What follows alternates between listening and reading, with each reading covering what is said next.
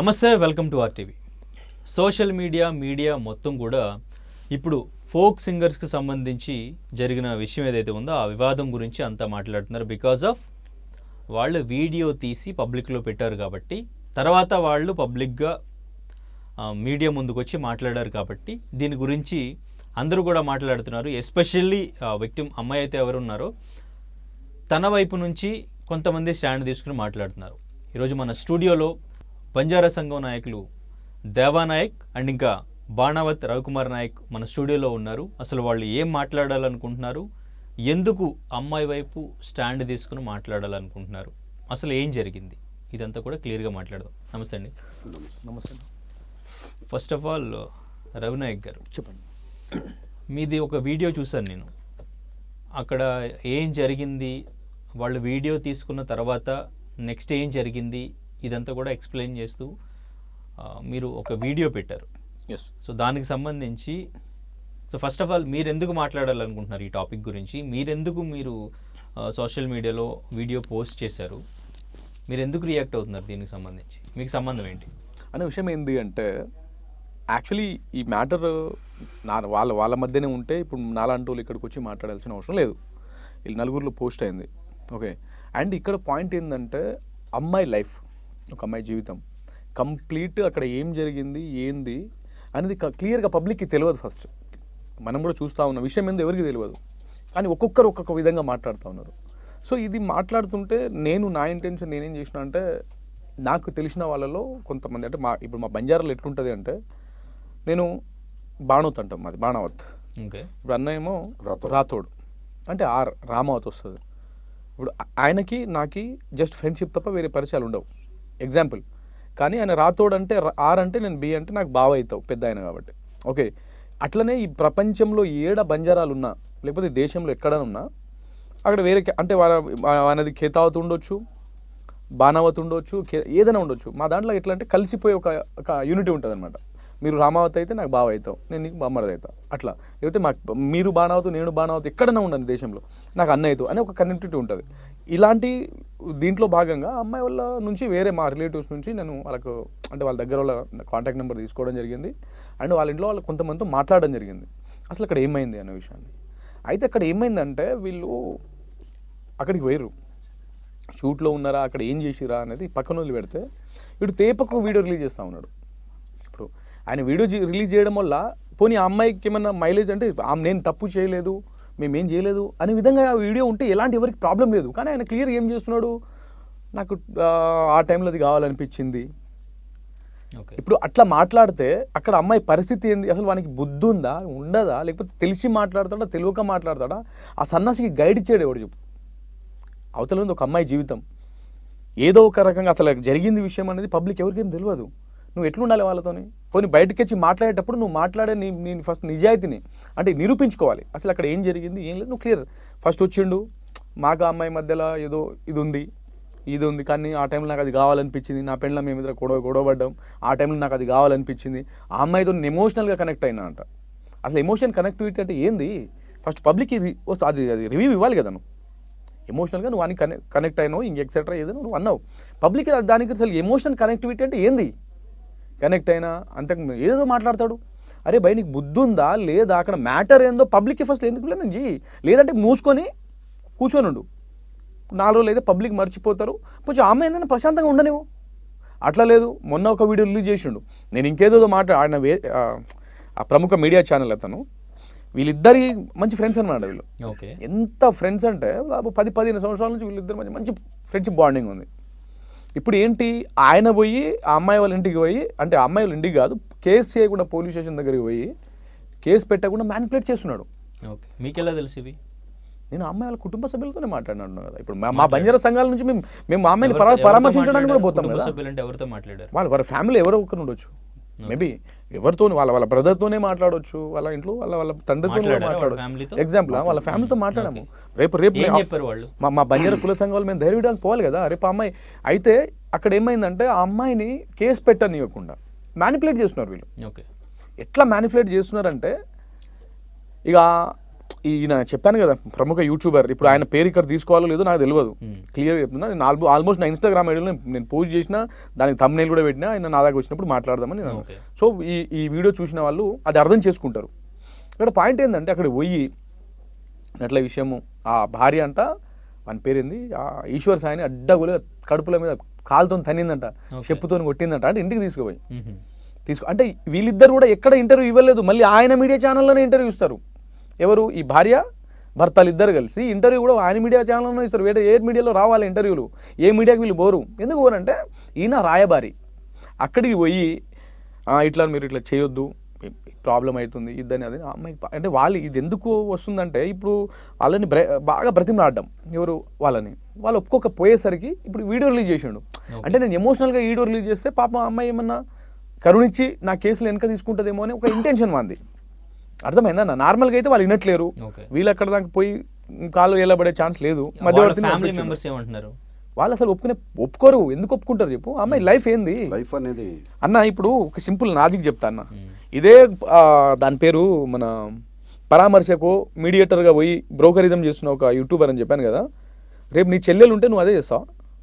Example ఇక్కడ point ఏంది, అమ్మాయి అన్యాయమైంది, ఫ్యామిలీ ఏం చేయాలనుకుంటున్నారు? వాళ్ళు లీగల్గా ప్రొడ్యూస్ అవుతారన్న. వాళ్ళు ఏంటంటే లీగల్గా ఎలా చేయాలో వాళ్ళు చేసుకుంటున్నారు, వాళ్ళు చేసుకుంటూ పోతున్నారు. అమ్మాయి మీడియా ముందు కూడా రాదు. అవసరం ఏంది? ఈడొక సన్నాసి, వీనికి గైడ్ ఇచ్చేది ఎవడో కావాలని మీడికి ఒక రేపకు ఒక న్యూస్, యూట్యూబర్లకు ఒక కంటెంట్, పబ్లిసిటీకి ఒక బ్రేకింగ్ న్యూస్, అంతకుమించి ఆడ ఏం లేదు. దానివల్ల ఏమైనా యూజ్ వస్తున్నట్టు లేదు. అది కూడా ఆయన చేయడానికి రీజన్ ఏంటంటే అమ్మాయిలు ఒప్పుకోలే. అక్కడ దాకా వెళ్ళాలి, అక్కడ దాకా వెళ్ళిర్రు. వెళ్ళిన తర్వాత అది ఏమైందంటే అమ్మాయిలు ఒప్పుకోలేదు, మేము చెయ్యం, పక్కా మేము లీగల్ త్రూ వెళ్తాం. ఏం కోరుకుంటున్నారు వాళ్ళు? వాళ్ళకి ఏం లేదు, అసలు ఆడ జరిగింది ఏంది పూర్తి ఇన్వెస్టిగేషన్ కావాలి. అక్కడ వాస్తవంగా చెప్పాలంటే ఆడ జరిగింది వేరు, కానీ వీళ్ళు మ్యానిపులేట్ చేసింది వేరు. 6 లక్షల రూపాయలు ఈ అమ్మాయి ఏదో బిజినెస్ నిమిత్తం వాళ్ళ భార్య కూడా చెప్పింది మొన్న. అయితే నేను దీనికంటే ముందు ఒక విషయం ఎక్స్ప్లెయిన్ చేయాలి. అయితే ఈయన అక్కడికి పోయిండంట, ఎవరైతే యూట్యూబర్ పోయి వదిలేయండి ఎట్లా బాధపడుతున్నాడు, వాళ్ళ భార్య తన్నది, చెప్పుతో కొట్టింది, రూమ్లో వేసి ఎడాపెడా తన్నారు, వాళ్ళ మామ వాళ్ళు వచ్చి కొట్టిర్రు, ఇంట్లో నుంచి పారిపోయిండు, ఎక్కడో స్టాండింగ్లో ఉన్నాడు మనోడు. అంటే ఆయన గురించి మొత్తం ఎమోషనల్ బ్లాక్మెయిల్. వాళ్ళ ఇంటికి వెళ్ళి వాళ్ళ పోలీస్ స్టేషన్ దగ్గరికి వెళ్ళి మీరు కేసు తీసి పెట్టొద్దు, ఎందుకంటే వాళ్ళ భార్యని బాగా ప్రొటెక్ట్ చేసుకోవాలి కదా, వాళ్ళ కుటుంబ సభ్యుల్ని. ఇప్పుడు అక్కడ వెళ్ళింది ఆ ప్రశాంత ఏదో అమ్మాయి పిలిపించింది, పేరు గుర్తుందా? ఆ వీడియో తీయడానికి పోయిన కెమెరా అమ్మాయి, కెమెరా ఉమెన్ ప్రశాంత్ పేరు పిలిచింది. ఆయన ఇప్పుడు ఆ వీడియో తీసింది ఎవరో కాదు, ఎవరైతే ఈశ్వర్ సాయి భార్య ఉంది చూడు, ఆ అమ్మాయి ముందుకు పోతే వాళ్ళ సొంత చెల్లెలే అక్కనే ఈమె వీడియో తీసిందమ్మా. సో ఆమె పేరు శరణ్య, అయితే ఈమె పేరు సంధ్య. ఈ వీడియో తీసిన ఆమె పేరు సంధ్య. విశాల్, ఆ విశాల్ ఆ సంధ్య వాళ్ళ భర్త. ఇప్పుడు ఈయన మాట్లాడతాడు, విశాల్ ఎవరో నాకు తెలియదు, ఆయన సడ్డ కూడా ఆయన, కానీ నాకు తెలియదు అంటాడు ఈయన. అంటే ఆ వీడియోలో క్లియర్ కట్గా ఆయన మొత్తం అబద్ధాలు ఆడుతున్నట్టు తెలుస్తుంది. అయితే ఇక్కడ ఏంటంటే ఆడికి పోయి బ్రతిమలాడుతుంటే వాడు చెప్పిండంట, ఇక వాళ్ళు బయట అప్స్టాండింగ్లో ఉన్నాడు, దయచేసి నువ్వు కరెంట్ నుంచి కేసు పెట్టొద్దు, ఏదైనా ఉంటే మాట్లాడదాం అన్నట్టు మానిపులేట్ చేసిండు. వాళ్ళు ఒప్పుకోకపోయేసరికి సరే ఇప్పుడు నా మెసేజ్ అమ్మాయి దాకా వెళ్ళాలంటే నేనేం చేయాలి, ఇట్లాంటి ఒక్కొక్క వీడియోలు రిలీజ్ చేస్తే అమ్మాయి దాకా వెళ్తుందేమో అని వీళ్ళు ఏం చేసినంటే ఫస్ట్ ఆ అమ్మాయిల వాళ్ళ భార్యతో వీళ్ళు ఇంటర్వ్యూ తీసుకున్నారు. వాళ్ళ భార్య క్లియర్గా అన్నదన్న, మా భర్త మేము బాగానే ఉన్నాం, మేము కలిసిపోయినామండి, అక్కడ ఒక అమ్మాయి జీవితం నాశనం అయింది, ఇంకెక్సెట్రా చెప్పాలంటే మా కొడుకుల భవిష్యత్తు పోయింది, ఇది పోయింది, అది పోయిందని చెప్పింది. మా భర్త మేము కలిసిపోయిందేమో ఈయన చెప్పింది. ఈయన అక్కడికి వెళ్ళి ఏమని మ్యానిపులేట్ చేస్తాడు, వాళ్ళిద్దరు కలవసి లేరు, అవసరమైతే విడాకులు తీసుకుందాం అనుకుంటున్నారు, ఆయన కూడా అప్స్టాండింగ్లో ఉన్నారు, ఈయన అంటాడు. ఇప్పుడు ఎప్పుడు అమ్మాయిని మోసం చేస్తున్నట్టే కదా, ఎగ్జాంపుల్ తీసుకుందాం. అయితే ఇక్కడ పాయింట్ ఏంటంటేనా, బ్రతిమలాడితే అయితే వాళ్ళు ఒప్పుకోకపోవడం వల్ల ఈయన రిటర్న్ వచ్చి ఆయన కలిసి ఆన్లైన్ ఇంటర్వ్యూ తీసుకోవడం జరిగింది. అదంతా చూసిన వాళ్ళే. కానీ అక్కడ జరిగింది వేరు, చూపించింది వేరు, అక్కడ ఇంకోటి ఏదో జరిగింది అంటున్నారు కదా. నేను చెప్తా, అది కూడా చెప్తా ఎక్స్ప్లెనేషన్. అయితే ఈ ఆన్లైన్ ఇంటర్వ్యూలో కూడా ఆయన మాట్లాడిన విధానం తెలుసా, బుద్ధి ఉన్నోడు ఎవరైనా అట్లా మాట్లాడతాడా? ఈ రోజు కూడా ఒక వీడియో పెట్టారు, అదే ఈ రోజు కూడా ఒక, నేను అదే చెప్తున్నా, బుద్ధున్నోడు కూడా మాట అంటే నేను ఎమోషనల్గా కనెక్ట్ అయినా, మేము ఆ టైంలో మాకు అది కావాలనిపించింది. మరి నీ భార్య ఉంది ఈ రోజు, బట్ నేను వేరే రూమ్లో ఉన్నాను, జస్ట్ వాష్రూమ్ యూజ్ చేయడానికి వెళ్ళాను అని నేను అదే చెప్తున్నా. ఇక్కడ పాయింట్ చెప్తా చూడనా, ఇప్పుడు ఆయన భార్య ఉంది, ఓకే, నువ్వు నీ భార్యకి పడట్లేదు, మీ మధ్యలో ఏదో ఫ్యామిలీ ఉన్నప్పుడు ఏదో చిన్న అండర్స్టాండింగ్ మిస్అండర్స్టాండింగ్ అవుతూ ఉంటుంది, ఓకే, ఇట్లా అయిందని నీ రిలాక్స్నెస్ కోసము, నీ ఎమోషనల్ బాండింగ్ కోసం వేరేవారిని ఎత్తుకున్నావు. నీ భార్య ఎట్లా, నీ పెండ్లం వేరేవారిని ఎత్తుకుంటుంది, నా భర్తకి నాకు ఎమోషనల్ లేదని నీ పెండ్లమే వేరేవారిని ఎత్తుకుంటుంది, ఊకుంటా? ఎగ్జాంపుల్ తీసుకుందాం. నీకు ఆయన క్లియర్గా చెప్తున్నాడు, నా ఎమోషనల్ దీనికోసం నాకు ఆ ఎమోషనల్గా మేము కనెక్ట్ అయినాం. మీ భార్య కూడా ఎవరితో ఎమోషనల్ కనెక్ట్ అవుతుంది భయ్, అంతే కదా. ఒక అమ్మాయి జీవితాన్ని ఎమోషనల్ కనెక్టివిటీగా నాశనం చేసినావు నువ్వు. అలా జరిగిన విషయం ఏందో క్లియర్గా వచ్చి చెప్పట్లేవు. ఈరోజు వచ్చి వాష్రూమ్ యూజ్ చేసుకోవడానికి పోయాడు. వాస్తవంగా అక్కడ జరిగిన స్టోరీ ఏంటంటే అన్న, ఈ ఏదో బిజినెస్ నిమిత్తం ఈ అమ్మాయి ఆయనకు 6 లక్షలు ఇచ్చిందంట. ఆ డబ్బులు గత కొద్ది రోజులుగా అమ్మాయి అడిగింది. సరే ఈ షూట్ అయిపోయి ఇస్తా అక్కడక్కడ వీళ్ళు వేములవాడకి షూట్కి వెళ్ళారంట. షూట్కి వెళ్ళిన తర్వాత ఏమైందంటే, షూట్ అయిపోయింది, నైట్ అక్కడ ఏదో క్వార్టర్స్ తీసుకొని వాళ్ళు ఉంటున్నారు. అయితే అంటే దానికంటే 1-2 months నుంచి బాగా ప్రెజర్ చేస్తుండే అంట, నన్ను లవ్ చేయి, లేకపోతే నేను చచ్చిపోతా, నేను బ్రతకను, మా ఇంట్లో నాకు బాగాలేదు, నా భార్య నేను డివోర్స్ ఇచ్చేస్తా, నేను నీతో ఉండిపోతా, ఇది అదని. నాకు ఇట్లాంటి అవసరం లేదు, నాకు నీతో సంబంధం ఎంతసేపు షూట్ నీకు నాకు మధ్యలో ఇట్లాంటి షూట్ అంతే ఉంది, నేను అంతవరకే చూసుకుంటా, నాకు ఈ పంచాయతీలన్నీ పెట్టొద్దని చెప్పి కమిట్మెంట్ అడ్వాన్స్ తీసుకున్న తర్వాత సరే ఒక ఈ షూట్ వెళ్ళిపోదామని అమ్మాయి కూడా అనుకుంది. కానీ వీళ్ళు ఏం చేశారంటే, అక్కడికి వెళ్ళిన తర్వాత నా అమౌంట్ నాకు ఇచ్చేసి నాకు ఈ పంచాయతీ రాదు, నెక్స్ట్ షూట్ నుంచి మీ దగ్గరికి రాను, అమ్మాయి ఆయనకు చెప్పిన సమాధానం. అయితే ఆయన ఏం చేసిందంటే, ఆ రోజు నైట్ 12, ఇప్పుడు రాను అంటే ఈయన బాగా ఎమోషనల్ అన్నాడు కదా, ఎమోషనల్ అడిక్ట్ అయిపోయినా ఇదని, అయినా ఇంటెన్షన్ ఏమనుకున్నాడో తెలియదు. నైట్ 12 వరకు బాగా గట్టిగా తాగి నేను చచ్చిపోతున్నా, ఇది చేస్తున్నా అది చేస్తున్నా అని చెప్పి ఎక్కడికో వెళ్ళి ఫోన్లు చేయడం ఏదో చేయడం చేసిండంట. అక్కడ ఇట్లా ఎక్కడో ఉన్నాడని చెప్పి అక్కడ డాన్సర్స్ ఉంటారు కదా, వాళ్ళని పిలిపించుకొచ్చి ఆయన రూమ్ ఆయనకు పంపించారు. అమ్మాయి రూమ్లో అమ్మాయి ఉంది. ఎగ్జాక్ట్ 2:30-3 గంటలకి నాకు నా రూమ్లో ట్యాబ్ రావట్లేదు. ఈయన చెప్పిన స్టోరీ నాకు 3-4 వారం రోజుల ముందే తెలుసు ఈ స్టోరీ. ట్యాబ్ రావట్లేదు, జర నీ వాష్రూమ్ యూజ్ చేసుకుంటా అని చెప్పి ఒకటే, అంటే ఫస్ట్ తలుపు కొడుతూనే ఉన్నాడు. కొడుతుంటే సరే మరి పక్కన కూడా ఫ్యామిలీస్ ఉంటాయి కదా, బాగుంటుందని తీసింది. తీసి యథావిధిగా పోయి బెడ్ మీద కూర్చుందంట అమ్మాయి. ఈయన పోయి నీట్గా డైరెక్ట్ వాష్రూమ్కి పోయిండు. వాష్రూమ్లో ఈయన అట్లనే ఉన్నాడు. ఆ వాష్రూమ్ పోయిన ఒక 10 minutes 5-2 minutesలో వీళ్ళు వచ్చేసారు. ఇప్పుడు ఒకవేళ అక్కడ మనం యావరేజ్గా ఒకటి థింక్ చేద్దాం, దానికంటే ముందే అంటే ఆ అమ్మాయి అండర్స్టాండింగ్ అంటే కావాలని వచ్చి ఉంటాయి వాళ్ళు, అంటే కావాలని ఇప్పుడు ఎవరైతే వాళ్ళ భార్య ఉందో దాని ఏదో అంటారు కదా, అన్ఎక్స్పెక్టెడ్గా వచ్చి ఉంటే, ఎగ్జాంపుల్ అన్ఎక్స్పెక్టెడ్గా వచ్చి ఉంటే తలుపు కొట్టేటోళ్ళు, అక్కడ పొజిషన్ మనం క్లియర్గా చూసినాం. ఆ తలుపు ఎవరు తీసారు? అయితే ఈ అమ్మాయి ఏం చేసిందంటే, ఆయన వాష్రూమ్కి వెళ్ళినా ఈయన తలుపు వేయకుండా జస్ట్ దగ్గరికి అనేసిందంట. అయితే తర్వాత వాళ్ళు వచ్చి ఇంకా వాడిని పోయి ఇట్లా చేయడము వీడియో తీయడము, అది పెద్ద కథ అంతా నడిచింది ఆడ. బాబు లోపల ఉన్నాడు కదా, అదే చెప్తున్నా.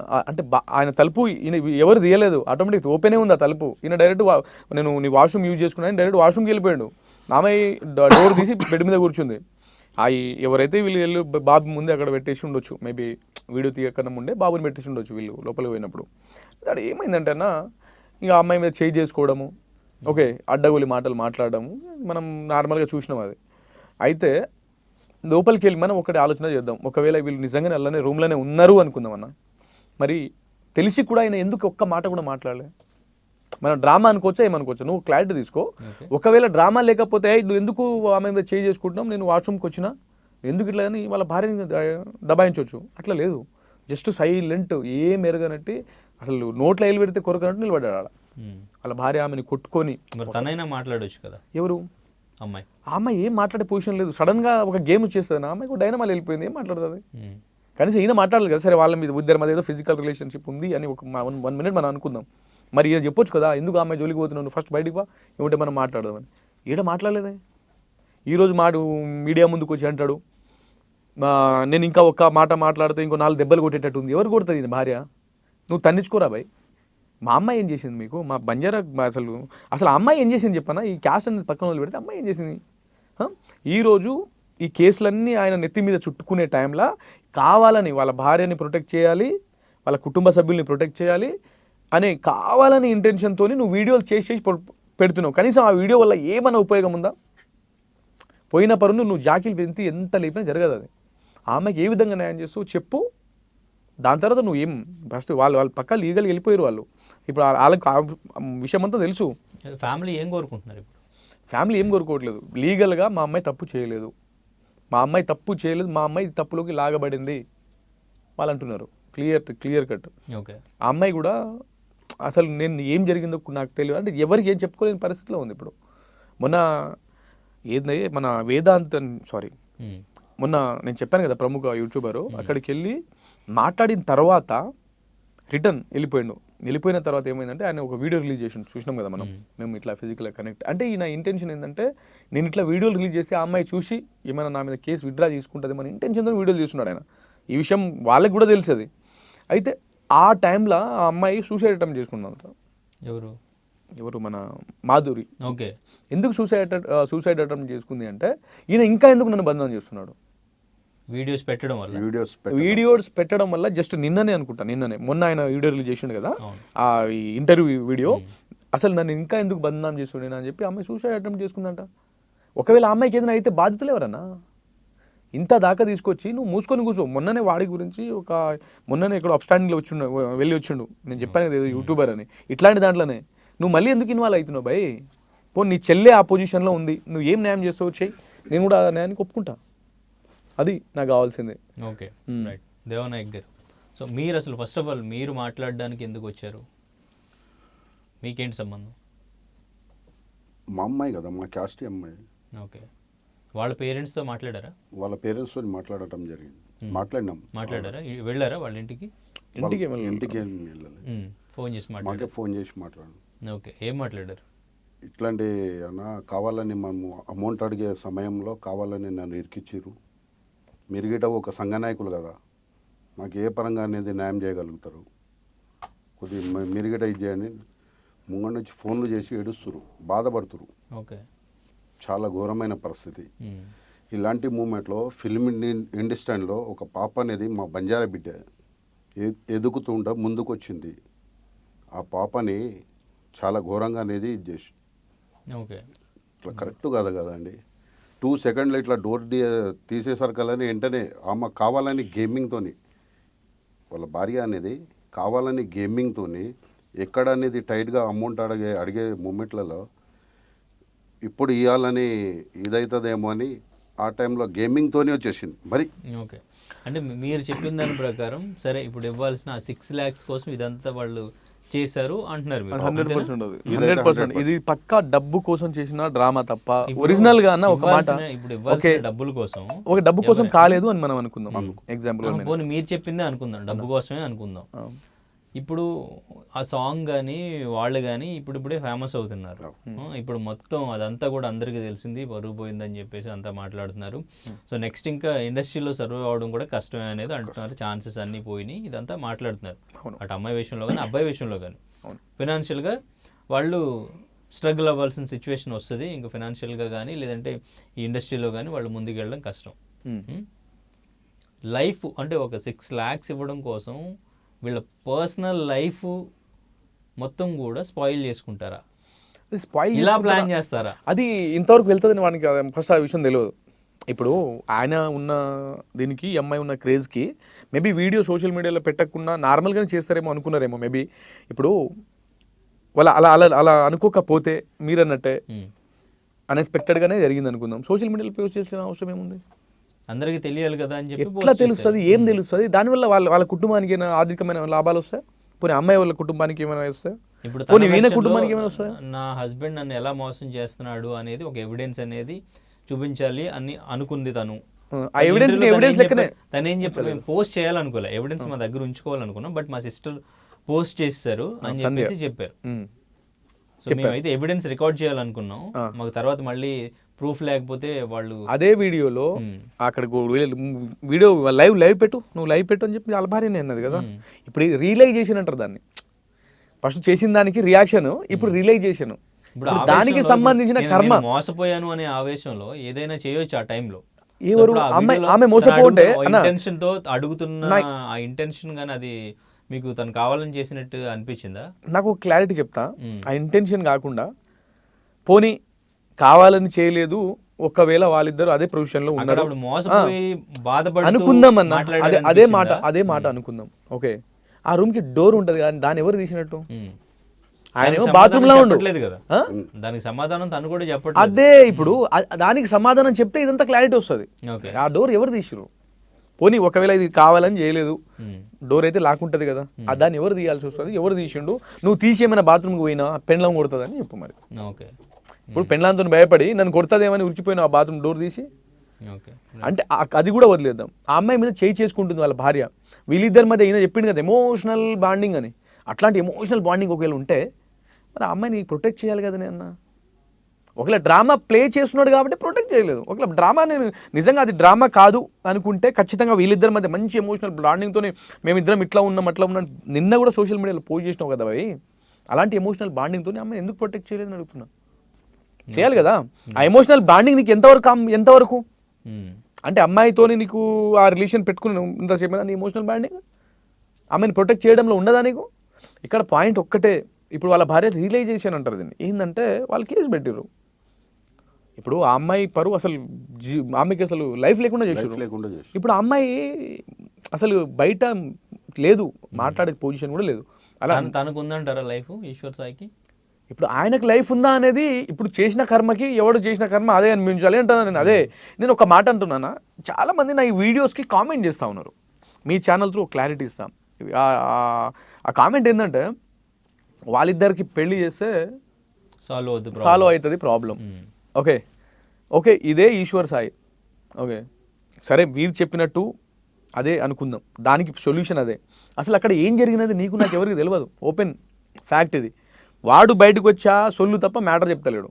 వాళ్ళ భార్య బయటకు వచ్చా నేను నా మొగుడు మంచిగానే ఉన్నాం, నా మొగుడు సంసారి, వాడు శుద్ధ పూస, వానికి ఏం తెలియదు, అంతా గాపిలనే చేసేదని చెప్పిపోయింది. వాస్తవమే కదా. ఇప్పుడు మనం క్లారిటీకి వద్దాం అన్న, సింపుల్ క్లారిటీ.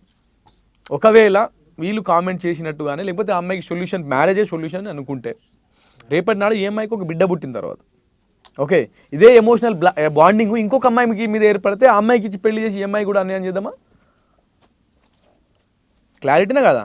ఇప్పుడు ఈయనకు ఎమోషనల్ బాండింగ్ అది అన్నాడు కదా, ఎమోషనల్ అటాచ్మెంట్ ఆ అమ్మాయితో నాకు ఉంది అని. రేపటి నాడు మీ ఇద్దరి మధ్య కూడా చిన్న చిన్న గొడవలు రావచ్చు. ఎగ్జాంపుల్గా పెళ్లి చేసేస్తే ఇంకొక అమ్మాయిని చూసుకోవచ్చు. అదే ఎమోషనల్ బాండింగ్ ఇంకొక అమ్మాయి మీద ఏర్పడవచ్చు భయ్. ఈ అమ్మాయికి పిల్లలు పుట్టిన తర్వాత మరి ఆ అమ్మాయిని పెళ్లి వదిలేసి ఈ అమ్మాయిని కూడా పెళ్లి చేసుకుని ఆ అమ్మాయి మీద నాకు ఎమోషనల్ బాండింగ్ ఉంది అందుకే ఇట్లా ఉన్నా అని చెప్తాడా? పాయింటా కదా. ఇక్కడ ఏంటంటే ఫస్ట్ ఆయన అది కట్ చేయాలి, అప్పుడు రిలైజేషన్ బయటకు వచ్చేస్తుంది. అచ్చని అమ్మని ఇంకొకసారి ఇట్లాంటివి చేయాలి అనుకుంటే ఆయన ఉన్నాడు నాగసాధు అఘోరి, మొన్నటి వరకు తెలంగాణ హల్చల్ చేసిపోయాడు. ఆ గడ్డం మీసాలు తీసుకుంటే ఇది తీసేసి వీడు అదే ముఖం. నిజంగా చెప్తున్నా, ఆ సింపాజీ ముఖానికి ఫస్ట్ నీ భార్య పిల్లల్ని మంచిగా చూసుకోరా భయ్. ఎందుకు నువ్వు బయట ఇండస్ట్రీకి వచ్చినప్పుడు నీ ఫోక్ ఇండస్ట్రీ గురించి ఎవరో ఆ అమ్మాయి జాను బయటకు వచ్చి ఫోక్ ఇండస్ట్రీ అంతా అట్లుండదు. ఇప్పుడు ఈ అమ్మాయి వచ్చిన తర్వాత జానుకు అవకాశాలు లేకుండా పోయినాయి.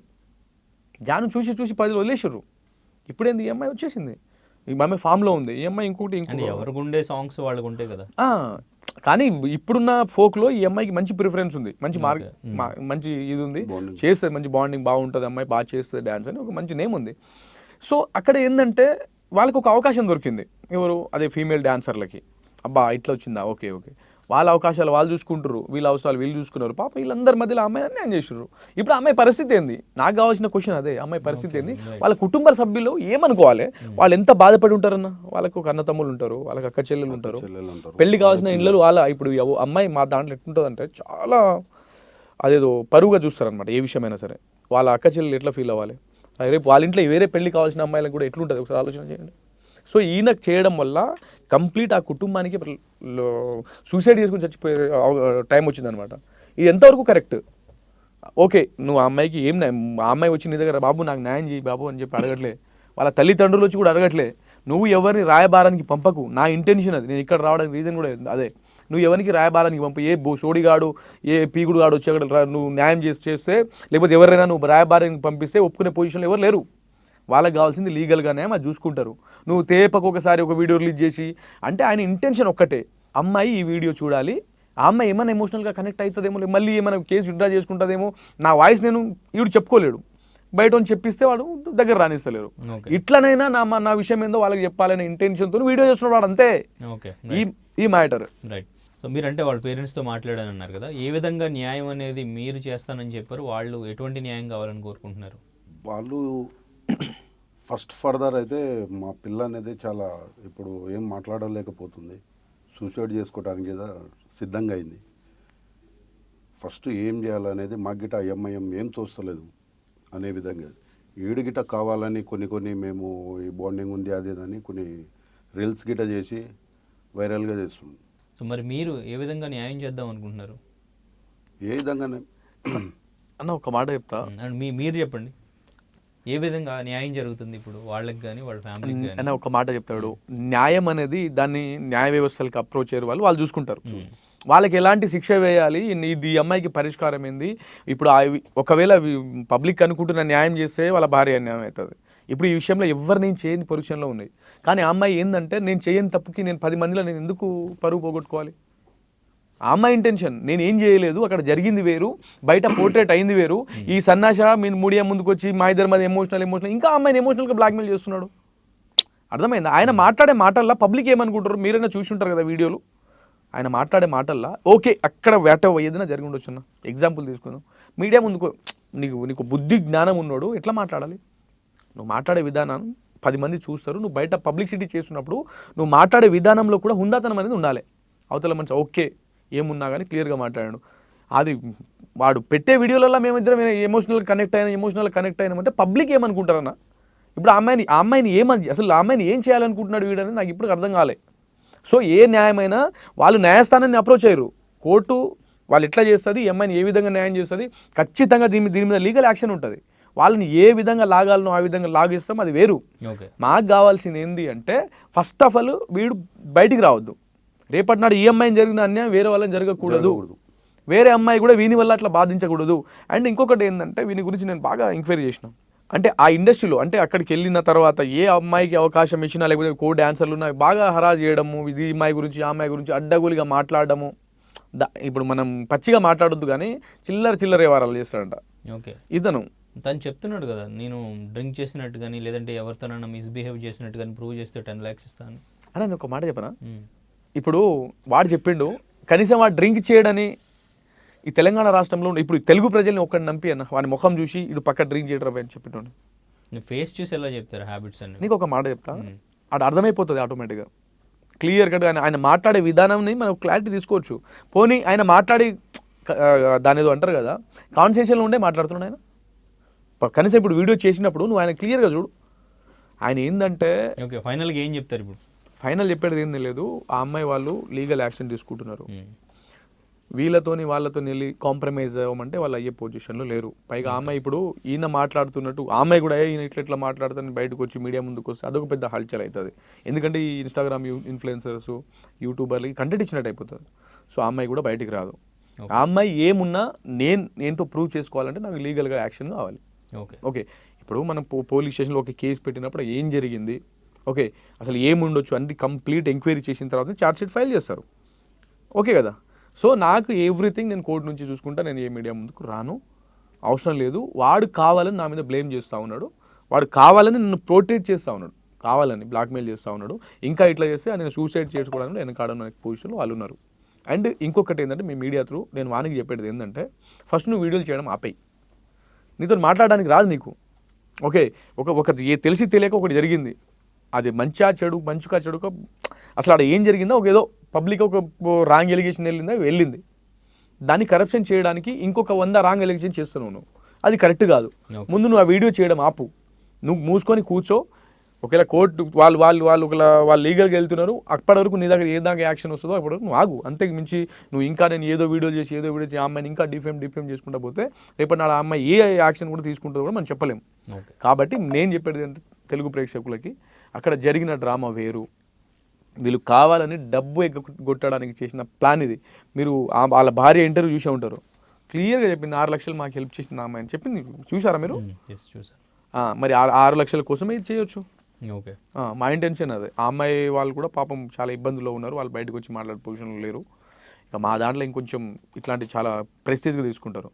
ఓకే, మా దాంట్లో చాలా ప్రెస్టేజ్గా తీసుకుంటారు. సో పాపం వాళ్ళు మా అమ్మాయి చేయని తప్పుకి ఇదంతా మా అందరి మీద వస్తున్నట్టు వాళ్ళు ఉన్నారు.